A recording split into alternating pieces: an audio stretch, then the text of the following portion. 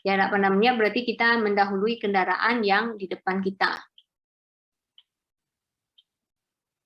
Nih, jarak pandangan berguna untuk menghindari terjadinya tabrakan yang dapat membahayakan kendaraan dan manusia akibat adanya benda yang berukuran cukup besar, kendaraan yang berhenti, pejalan kaki, atau hewan-hewan pada lajur jalan. Ini jarak pandangan. Kalau misalkan kita mengharuskan untuk berhenti, berarti itu adalah jarak pandang henti. Nah, ini pembagiannya tadi, ada yang disebut jarak pandang henti, ada jarak pandang menyiap.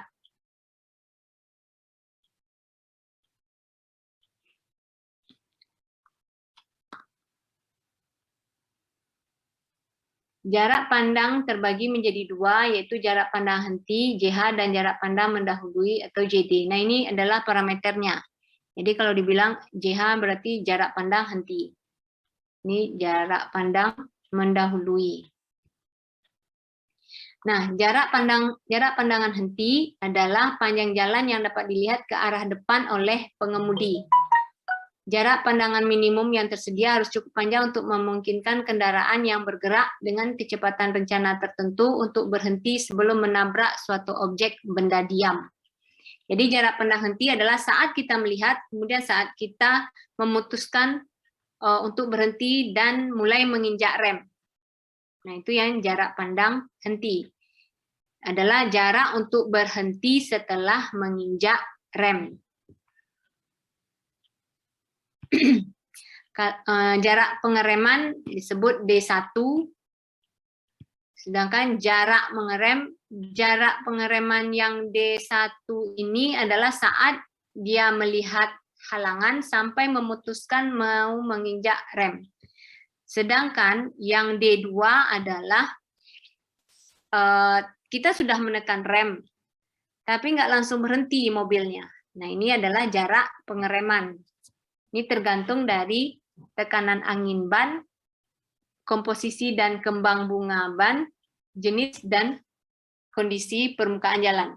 Jadi kalau nilai F lebih kecil, kalau F itu adalah faktor gesekan. Kalau jalan basah nilainya kecil, kalau jalannya karena jarak pengereman pasti lebih jauh daripada jalan yang kering atau permukaannya kasar. Nah, ini rumus mekanikanya. Ini jarak pandang henti D1 tambah D2. D1 tadi sudah saya kasih tahu, yaitu saat kita melihat halangan sampai memutuskan untuk berhenti. Sedangkan D2 adalah saat kita menginjak rem sampai kendaraan itu berhenti. Nah, ini adalah jarak yang hijau adalah jarak reaksi melakukan pengereman 1 detik. Yang merah adalah jarak sampai mobil berhenti 7 meter per detik pada jalan kering. Nah, ini tergantung dari kecepatan. Coba kalian lihat, kecepatan yang tinggi pasti dia butuh jarak lebih jauh untuk mengerem.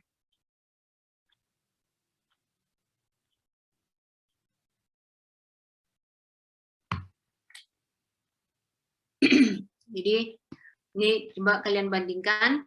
Nah, ini saat ini jarak reaksi melakukan pengereman saat melihat sampai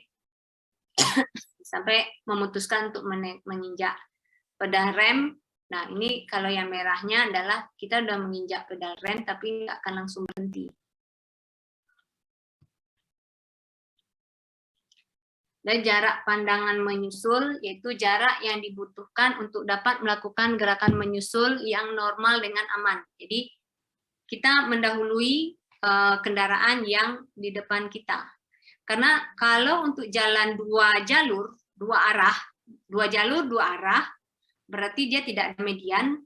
Nah, 2 jalur itu berarti hanya ada 2 jalur kendaraan, 2 arah, berarti 1 ke utara, 1 ke selatan. Nah, jadi kalau dia mau mendahului, berarti dia memakai lajur lawan untuk mendahului kendaraan yang di depan. Nah, ini harus diperhitungkan agar satu kendaraan dapat menyusul satu kendaraan lain yang lebih lambat di depannya.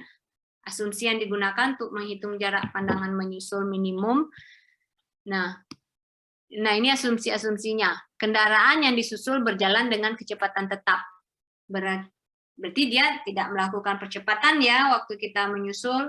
Nah ini kalau kondisi real kan kita nggak tahu kan, kadang-kadang ada juga yang nggak suka disusul. Jadi dia tahu orang mau menyusul dia mempercepat laju kendaraannya. Berarti ini tidak masuk perhitungan.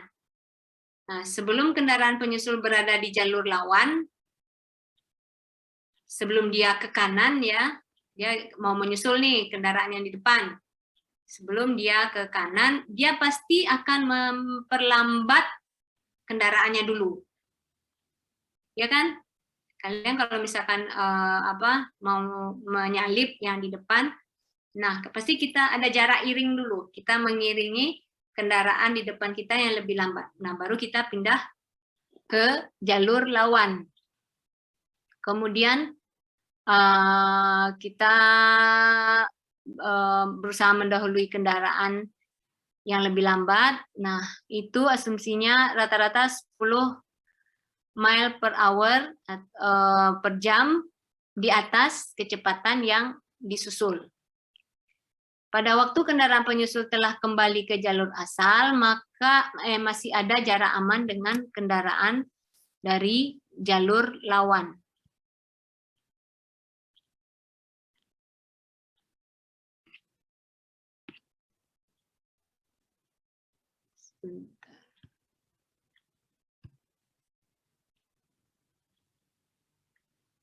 Nah, ini dia. Ini misalkan ini jalur ke kanan, ini jalur lawan, itu arah sebaliknya. Nah, ini adalah kendaraan yang mau menyusul tadi. Ini kendaraan yang di depannya yang lebih lambat. Nah, D1 adalah saat dia mengiringi kendaraan yang ini, yang di depannya.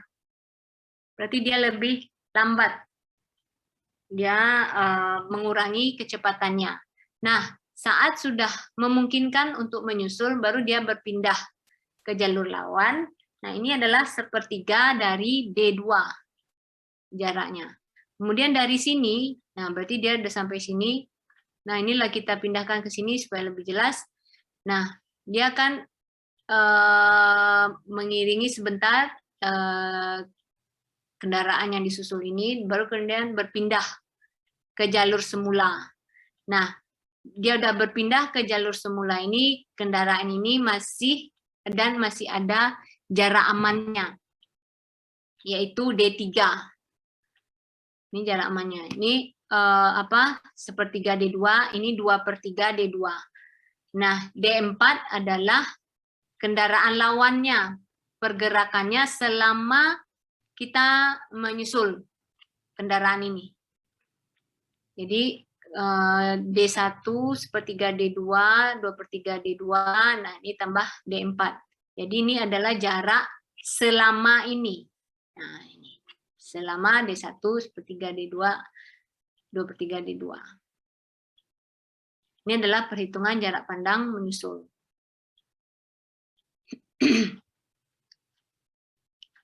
Ini kita lanjutkan.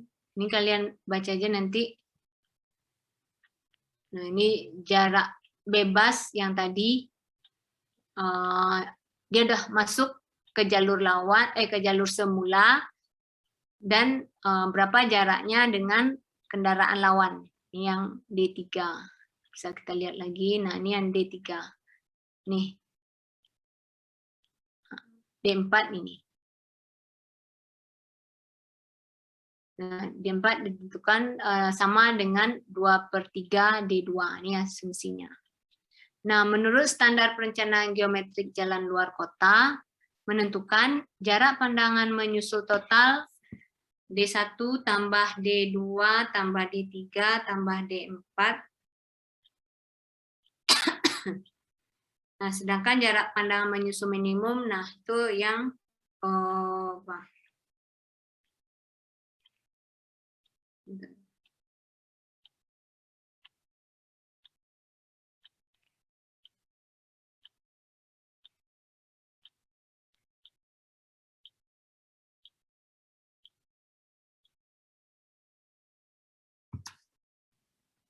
diterapkan jika biaya konstruksi terbatas kalau kita menggunakan jarak pandangan menyusul minimum.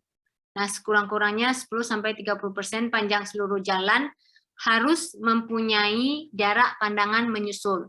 Jadi, dia bisa melihat jauh ke depan kalau ada kesempatan untuk mendahului. Jangan seluruh jalan itu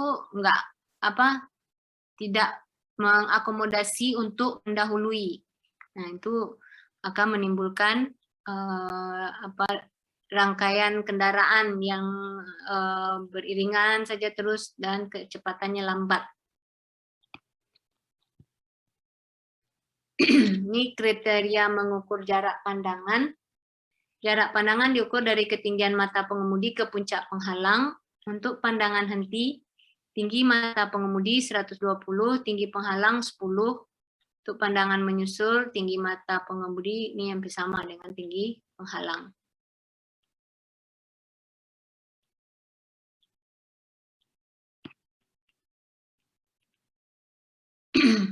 Ini ada tugas. Nanti kalian coba tentukan. Nanti bahannya ini saya kasihkan. Oke, sekian. Terima kasih.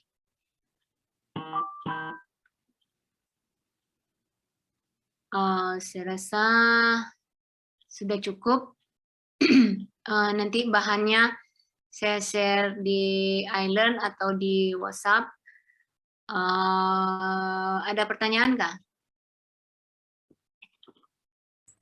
Izin bertanya, Bu. Ya, siapa? Zakwan, Bu. Sebelumnya perkenalkan diri, nama Zakwan Fatul Ahmad, BP 2010-92-12, Ibu. Ingin bertanya, untuk tugas tadi dikumpulnya kapan ya, Bu? Minggu depan.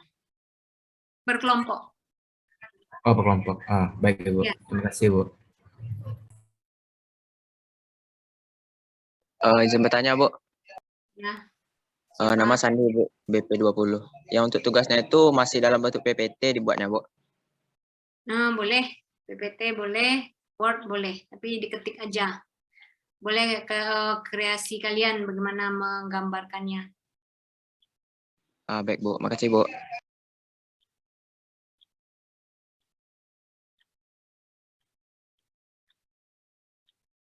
Ada lagi? Oke, kalau tidak ada nih pas nih Zoom-nya, tinggal dikit lagi.